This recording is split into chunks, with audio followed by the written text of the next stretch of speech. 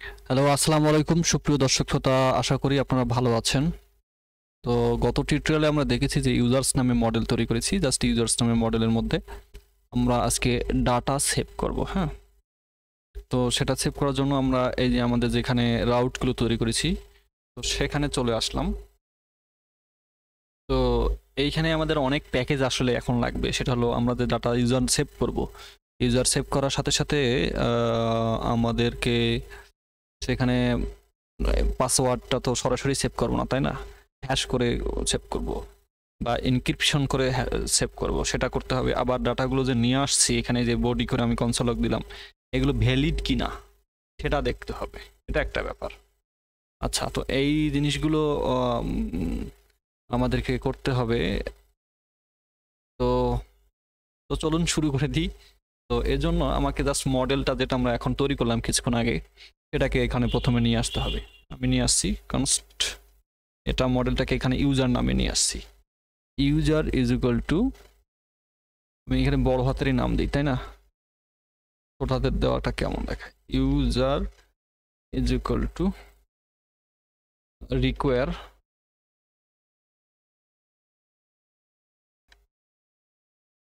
Model. আরে দাঁড়া রে বাবা, মডেল ইউজার্সে আছে, বাস। এখানে ইউজার্স মডেলটাকে আমি ইউজারের মধ্যে নিলাম। এখন আমি যে এই যে রেজিস্টারের মধ্যে যে ডাটাগুলো আসতেছে এইখানে জাস্ট সেভ করাবো, তাই না? তো আমি তো মূলত আসলে এভাবে সেভ করাবো না, এইটা সেভ করাবো হলো আলাদা রেজিস্ট্রেশন লগ ইন, এই দুটো কাজকে আমি আলাদা একটা ফাইলে করে এইখানকে ডাটাটা আবার সেই ফাইলে পাঠাবো। কথাটা বোঝেন? এই জিনিসগুলো প্রথমে একটু কঠিন লাগতে পারে, আসলে কঠিন কিছুই না। জাভাস্ক্রিপ্ট জানলে এগুলো খুবই সহজ। তো আমরা দেখি যে এখানে আজকে আলাদা ফাইলে সেভ করে নি, মানে এই যে রেজিস্টার করে রিকোয়েস্ট ডট বডিটা এখানে চলে আসলো, এটা কোনো একটা ফাংশনের আর্গুমেন্ট হিসেবে পাঠাবো। সেটা যাক, আজকে মূলত আমরা এখানে যখন কনসোল লগ করছি, রিকোয়েস্ট রেসপন্স পাঠাচ্ছি, রেসপন্স পাঠানোর আগে আমরা কিভাবে ডাটাটা এখানে জাস্ট সিম্পলি দেখা যায় কিভাবে সেভ হবে। আমি যদি এখানে লিখি, ধরেন ইউজার ইউজার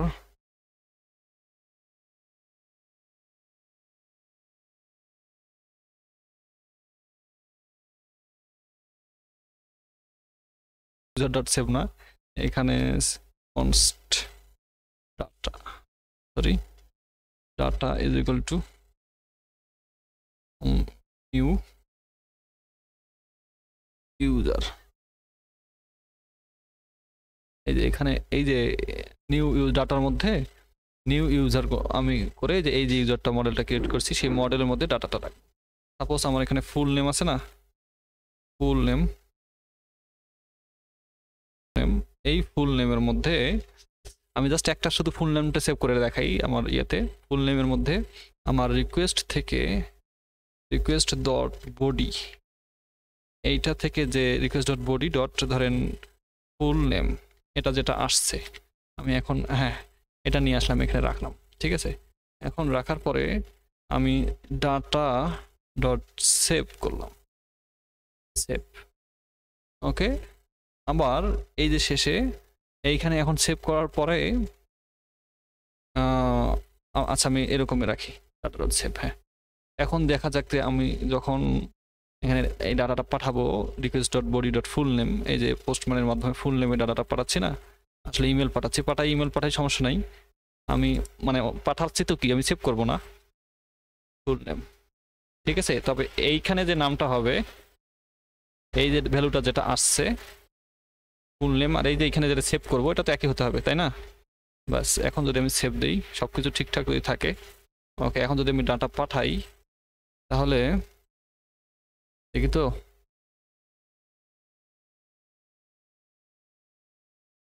দেখাচ্ছে। তার মানে ও মাই গড, এখানে কিছু দেখাচ্ছে আনহ্যান্ডেল প্রমিস রিজেকশন। তার মানে user name user name is required. দেখছেন যে আমি যে ইউজার নেম রিকোয়ার্ড দিচ্ছি এগুলো ছাড়া ডাটা নিচ্ছে না। মানে আমার ইউজার নেমটা দিতে হবে, ফুল নেম দিচ্ছি কিন্তু ইউজার নেম দিতে হবে, ইমেলটা মনে হয় রিকোয়ার করছি। গত টিউটোরিয়ালে আপনারা দেখছেন এই যে রিকোয়ার্ড যেগুলো দিয়েছি সেগুলোকে আমার দিতেই হবে এখানে। তো কি কি রিকোয়ার রাখছে দেখি, আমি দিয়ে দিই, সেই ভ্যালুগুলো দিয়ে দিই, তাই না?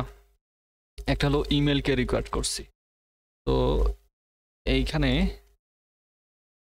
ডিমোটা এখন আপাতত দেখাচ্ছি যে এই যে ফুল নেম নিয়ে আসছি, এইখানে যদি আমি ইমেল একটা সেভ দিয়ে দিই, হলো যে সাপোজ এখান থেকে না, কন্টেন্ট থেকে ডাটা নিয়ে এসে দিই। আচ্ছা, request dot body dot email, যেগুলো শুধু রিকোয়ার আছে সেগুলো দিই, সবগুলো এখানে দিচ্ছি না, এখনই সেভ করছি না।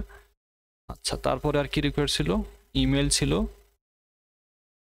কাটতে ইউজার নেমটা, আর কিছু না, ইউজার নেম ওকে। এইখানে request dot body dot user name, okay. তো ইউজার নেম এইটা, হ্যাঁ। এখন যদি আমি ঠিকঠাক করি সব কিছু, সার্ভার টার্ভার রান করি আবার, ওকে। এখন এই পোস্টম্যান থেকে ইমেল আর ইউজার নেমটাও আমি পাঠাই, ইমেলটা তো পাঠাচ্ছি, এখন তার সাথে আমি ইউজার নেমটাও পাঠাই। ইউজার নেম মূলত ওই ফাইলে আমরা সেভ করব না, ঠিক আছে, তাই আমি ওখানে জাস্ট ওটা সেভ করতে চাচ্ছি কারে। এখন আমি এটাকে পাঠাবো, দেখি তো। আচ্ছা, এবার যদি এখানে কোনো এরর না হয়, হ্যাঁ এরর হয়নি, এই ডাটাগুলো চলে আসছে, দেখেন এই ডাটাগুলো চলে আসছে, এখানে কনসোল লক করছে, তার মানে এখানে সেভ হওয়ার কথা। এখন এবার রেসপন্সও পাঠাইছে, আর সেভ হয়েছে কি না সেটা আমি কিভাবে বুঝবো, এটা একটা কথা না। তো এটা করার জন্য আমাকে এখানে রিফ্রেশ দিতে হবে। রিফ্রেশ দিলে, এটা যদি আমি রিফ্রেশ দিই, তাহলে আমি যে ট্রিপল ডেভ নামে ডাটাবেসটা তৈরি করছি এখানে দেখা যেতে পারে। এটা যদি আমি কেটে দিই, আবার কেটে দিয়ে এটাকে আবার রান করি, মানে রোবো3টি যেটা আমি ইনস্টল করার কথা বলেছি এবং দেখাইছি। আচ্ছা, রোবো3টি ইনস্টল করা যদি না দেখাই, এই দেখেন ট্রিপল ডেভ নামে আমি দেখাচ্ছি এখনই, এই ডাটাবেসটা তৈরি হয়ে গেছে। এখানে ইউজার নামে দেখেন, দেখছেন এই যে এই ভ্যালুগুলো চলে আসছে, যেগুলো ডিফল্ট ছিল সেগুলো আছে, আর যে জিমেল, ইমেল, ফুল নেম এগুলো সব চলে আসছে। ডাটাবেসে সেভ করা আমরা কিন্তু এক প্রকার দেখলাম, তবে আমরা এই রাউটেই করব না, এইখানে ইউজারের মধ্যেই করবো না, এটা আলাদা ফাইলে করে করব, কারণ এখানে আমার অনেক আরও ইউজারের অনেক রাউট হবে, যার কারণে এখানে যদি সব সেভ এই ধরনের কাজগুলো করতে যাই তাহলে অনেক লং হবে, এবং অথেন্টিকেশন যেহেতু করা লাগবে, ইউজার লগ ইন আর রেজিস্ট্রেশন এই দুটো কাজ আমরা আলাদা একটা ফাইলে করব। তো আর এই রোবো3টিটা ইনস্টলটা দেখাইছি কি দেখাইনি, মঙ্গোডিবিটা ইনস্টল করা দেখাইছি ডাটাবেসটা। রোবো3টিটা ইনস্টল করা যদি দেখতে চান তো খুব সহজ, রোবো3টি লিখে সার্চ দেবেন, এই যে রোবো3টি ফ্রি ওপেন সোর্স।